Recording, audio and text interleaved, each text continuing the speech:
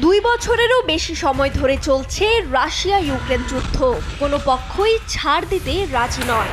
এমন পরিস্থিতিতে এবার শক্তি দেখালো ইউক্রেন। আবারও রাশিয়ার অভ্যন্তরে ভয়াবহ হামলা চালালো ইউক্রেন।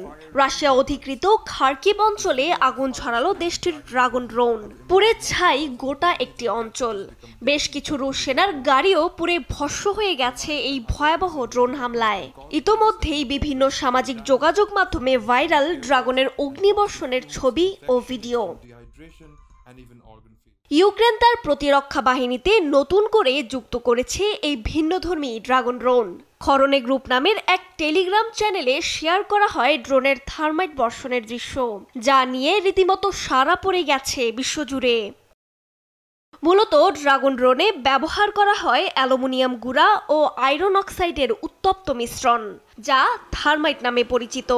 মিশ্রণটি 4000 ডিগ্রি ফারেনহাইট অর্থাৎ 2200 ডিগ্রি সেলসিয়াস তাপমাত্রায় পুড়তে থাকে। রুশ সেনাদের গোপন আশ্রয়স্থল পুড়িয়ে দিতে এই ড্রোন ব্যবহার করছে ইউক্রেন।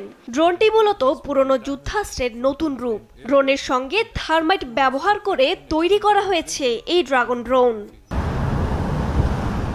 থার্মাইট প্রথম বিশ্বযুদ্ধে ব্যবহৃত হলেও বর্তমানে এটি ইউক্রেন যুদ্ধকে নতুন রূপ দিয়েছে।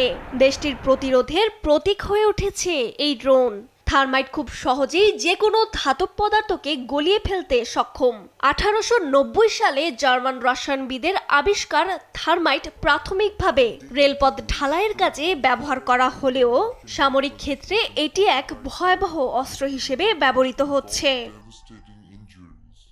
রজনী রহমান, নিউজ ডেস্ক, দেশ টিভি।